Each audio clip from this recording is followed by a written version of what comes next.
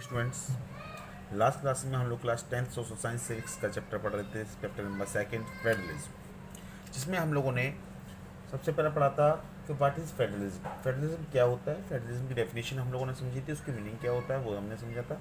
Then after हम लोगों ने कुछ फीचर्स पढ़े थे कि what are the features of the federalism, यानी कि अगर एक कंट्री है अगर वो एक फेडरलिज्म कंट्री है तो उसके अंदर ये फीचर्स होने चाहिए। ये हमने कुछ फीचर्स के बारे में पढ़ा था।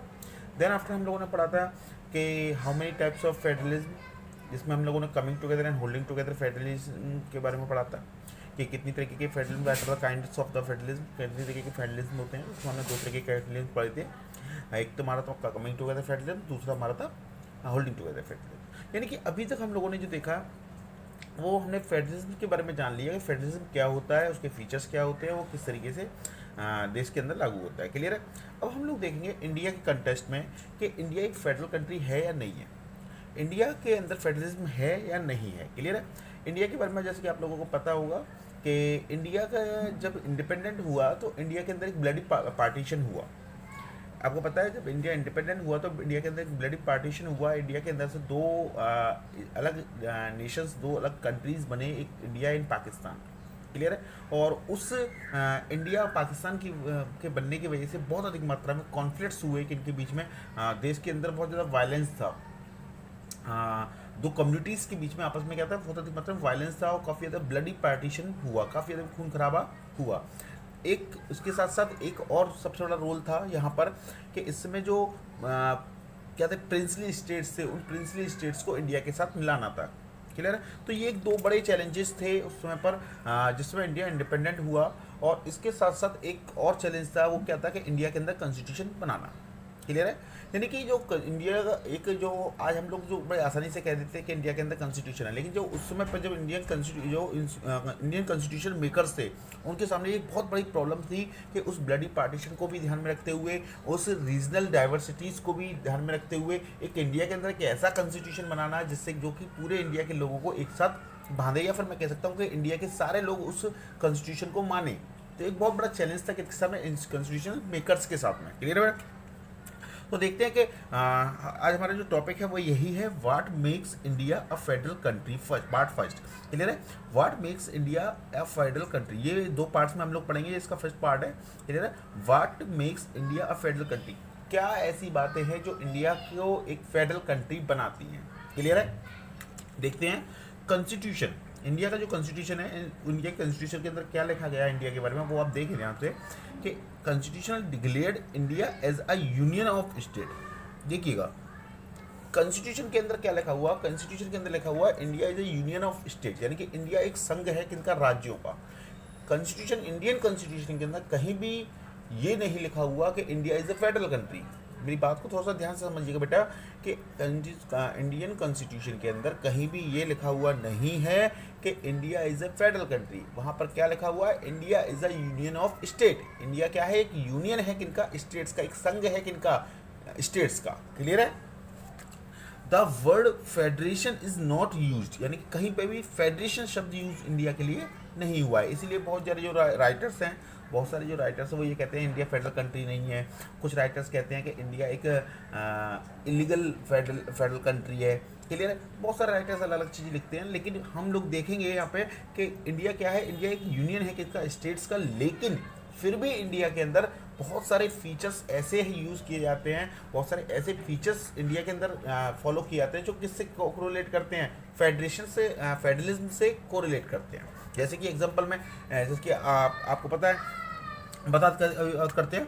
आगे देखते हैं, the word federation is not used but Indian union is based on the principle of federation. यानी कि इंडिया की जो यूनियन है वो किसके प्रिंसिपल पर काम करती है, फेडरेशन के प्रिंसिपल्स पर काम करती है। मेरी बात को दोबारा से सुने, समझे बेटा कि इंडिया कॉन्स्टिट्यूशनली इंडिया को क्या डिक्लेयर किया गया है, कॉन्स्टिट्यूशनली इंडिया को एक यूनियन ऑफ स्टेट डिक्लेयर किया गया है। इंडिया के कॉन्स्टिट्यूशन के अंदर कहीं भी ये नहीं लिखा हुआ कि India is a federalism country. Clear है।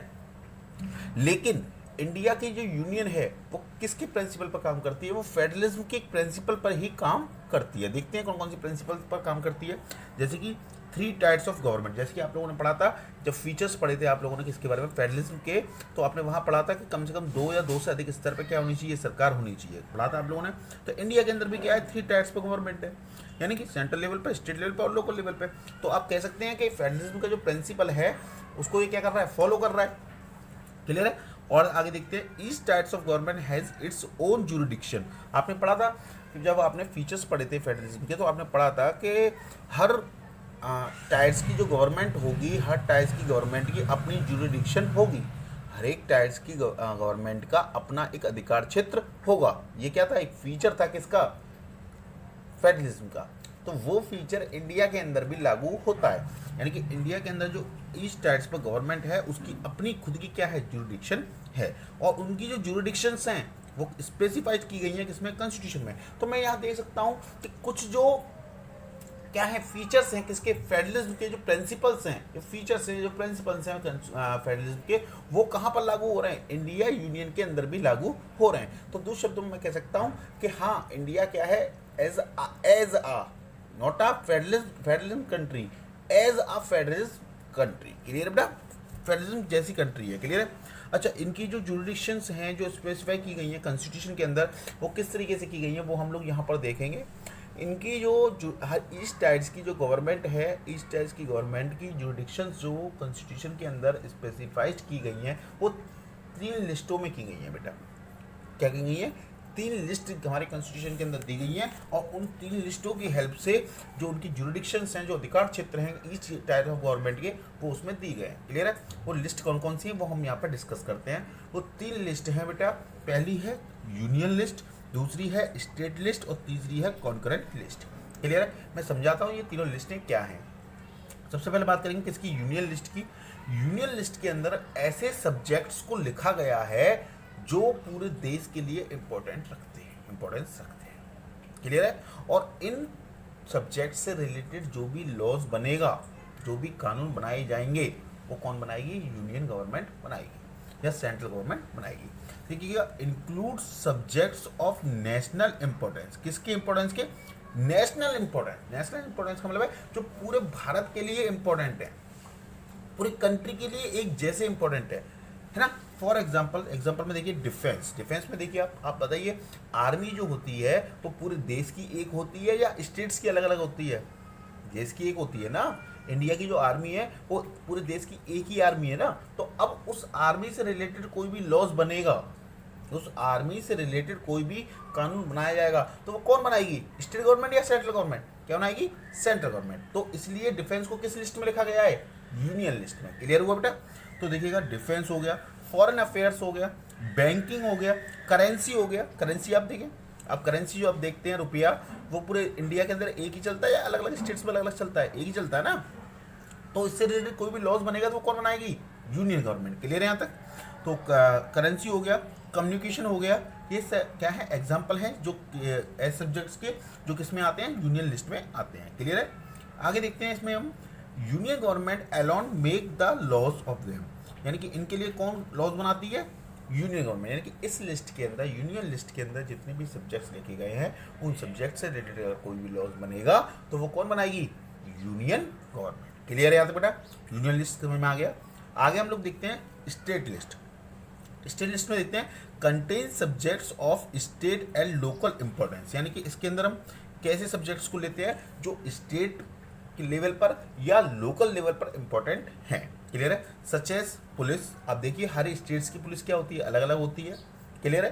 तो क्यों, क्योंकि वो उस स्टेट के लिए इंपॉर्टेंस है। क्लियर है। तो police, trade, commerce, agriculture, these are the some subjects which are included in the state list, and on these subjects the laws only made by the state government। यानी कि इस list के अंदर, state list के अंदर जितने भी subjects available होंगे उनसे रिलेटेड कोई भी लॉज बनेगा तो वो कौन बनाएगी, स्टेट गवर्नमेंट बनाएगी। क्लियर है बेटा। तो state government alone make the laws. Clear हुआ। यूनियन लिस्ट के अंदर वो सब्जेक्ट्स जो नेशनल इंपॉर्टेंस रखते हैं, इनसे रिलेटेड लॉज कौन बनाता है, आपके यूनियन गवर्नमेंट बनाती है। स्टेट लिस्ट के अंदर वो सब्जेक्ट्स दिए जाते हैं जो स्टेट लेवल पे या लोकल लेवल पे इंपॉर्टेंट हैं, और इनसे रिलेटेड लॉज जो बनाती है वो कौन बनाती है? आपकी स्टेट गवर्नमेंट बनाती है। दोनों चीज़ें क्लियर हैं। आगे हम देखते हैं तीसरी जो हमारी लिस्ट है वो है करंट लिस्ट। कॉन्करेंट लिस्ट के बारे में समझिए। It include the subjects of common interest of both union government and state government, यानी कि इसके अंदर ऐसे सब्जेक्ट्स को लिया जाता है जो यूनियन गवर्नमेंट के लिए भी और स्टेट गवर्नमेंट के लिए, दोनों के लिए क्या है, बहुत ज़्यादा इंपॉर्टेंस रखते हैं। क्लियर है? दोनों के लिए, यूनियन गवर्नमेंट के लिए भी और स्टेट गवर्नमेंट के लिए भी, दोनों के लिए इंपॉर्टेंट रखते हैं। सच एज एग्जाम्पल में देखिएगा, एजुकेशन हो गया। अब देखिएगा एजुकेशन से रिलेटेड लॉज जो होते हैं वो स्टेट गवर्नमेंट भी बनाती है और सेंट्रल गवर्नमेंट भी बनाती है। ठीक है बेटा? एजुकेशन हो गया, फॉरेस्ट हो गया, ट्रेड हो गया, मैरिज हो गया, अडेप्टेशन हो गया, ये these are the some subjects which are included in the concurrent list. ठीक है बेटा? Both the union and the state government can make laws on these subjects, यानी कि इन सब्जेक्ट्स पर लॉज बनाने की जो शक्ति है वो स्टेट गवर्नमेंट के पास भी है और यूनियन गवर्नमेंट के पास भी है। अब आपके दिमाग में क्वेश्चन आएगा कि सर अगर जब लॉज बनाने की शक्ति यूनियन गवर्नमेंट के पास भी है, स्टेट गवर्नमेंट के पास भी है, और बाई चांस ऐसा होता है कि दोनों के लॉज एक दूसरे के साथ मिसपैच करते हैं, तब उस कंडीशन पे क्या होगा? तो कॉन्फ्लिक्ट होंगे इन दोनों के बीच में। बिल्कुल सही बात है बेटा। अगर ऐसा होता है तो यूनियन गवर्नमेंट के द्वारा बनाया हुआ लॉज मान्य किया जाएगा। ठीक है ना? तो both union and state government can make the laws on these subjects in case, ध्यान देखिएगा, इन केस ऑफ कॉन्फ्लिक्ट्स, अगर कोई कॉन्फ्लिक्ट्स होते हैं तो laws made by the union government was will prevail. तो किसका माना जाएगा? जो यूनियन गवर्नमेंट के द्वारा जो लॉज बनाया जा रहा है वो प्रिवेल किया जाएगा। क्लियर हो गया? तीनों लिस्टें क्लियर बना। तीनों लिस्टों से क्वेश्चन आता है, ध्यान रखिएगा कि वो ये पूछता है कि किस तरीके से इनको इंक्लूडेड कॉन्स्टिट्यूशन के किया गया है, फिर 3 टाइप्स पर किस तरीके से शक्तियों को बांटा गया, ये पूरा आपको बताना पड़ेगा। क्लियर? आगे देखते हैं। आगे एक चीज़ और है इसमें, एक पार्ट और है, एक लिस्ट और है इसमें। रेसिडुअरी सब्जेक्ट्स भी बोल देते हैं इस लिस्ट को, या रेसिडुअरी लिस्ट भी बोल देते हैं। क्लियर है? अब ये रेसिडुअरी लिस्ट या रेसिडुअरी सब्जेक्ट्स क्या है वो आपको समझना है। कि देखिएगा, जब समय कॉन्स्टिट्यूशन मेकर्स थे, हमारे जो कॉन्स्टिट्यूशन बनाने वाले लोग थे, उन्होंने जब कॉन्स्टिट्यूशन बनाया तो बहुत उन्होंने आगे तक की सोची, उन्होंने बहुत आगे तक की सोची, और उन्होंने क्या सोचा कि हमने ज़्यादातर सब्जेक्ट्स को क्या कर दिया है, इंक्लूड कर दिया है, इन 3 लिस्टों में बांट दिया है। लेकिन आगे भविष्य में क्या होगा, नए नए सब्जेक्ट्स आएंगे, नई नई चीज़ें आएंगी, तो नए नए सब्जेक्ट्स आएंगे। तो जब नए सब्जेक्ट्स आएंगे तो उन नए सब्जेक्ट्स से रिलेटेड लॉज कौन बनाएगा? तो उसके लिए उन्होंने क्या किया, एक रेसिडुअरी लिस्ट के नाम से एक लिस्ट डाली। क्लियर है? इस लिस्ट के अंदर उन सब्जेक्ट्स को कंटेन किया गया, उन सब्जेक्ट्स को इंक्लूड किया गया जो नए आए after the making of constitution, यानी कॉन्स्टिट्यूशन बनने के बाद आए। तो कंटेन्स दो subjects which do not fall in any of the list, यानी कि इसके अंदर उन सब्जेक्ट्स को इंक्लूड किया गया जो इन तीनों लिस्टों के अंदर नहीं थे। क्लियर है? Came up after the constitution. और ये कब आए, ये सब्जेक्ट्स कब बने हैं?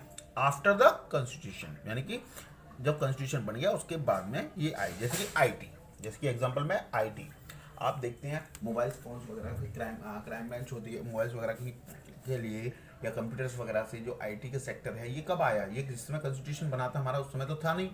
क्लियर है? ये कब आया? ये बाद में आया ना बेटा। तो जब ये बाद में आया तो अब इसको भी तो किसी लिस्ट के अंदर लेना चाहिए था कि भाई इससे रिलेटेड क्या बनते हैं, कानून बनते हैं, लॉज बनते हैं। तो अब इससे रिलेटेड लॉज कौन बनाएगा? तो इसको किस में लिखा गया? रेसिडुअरी सब्जेक्ट्स में लिखा गया। और इस रेसिडुअरी सब्जेक्ट से रिलेटेड जो भी लॉज बनेंगे उसकी शक्ति किसके पास होगी? सेंट्रल गवर्नमेंट के पास होगी। Central government makes the laws on them. Clear है? तो ये इसका फर्स्ट पार्ट रहा जो मैंने हम लोग जिसमें हम लोगों ने ये सब कुछ पढ़ा। क्लियर है? नेक्स्ट वीडियो में हम लोग इसका आगे का पार्ट पढ़ेंगे।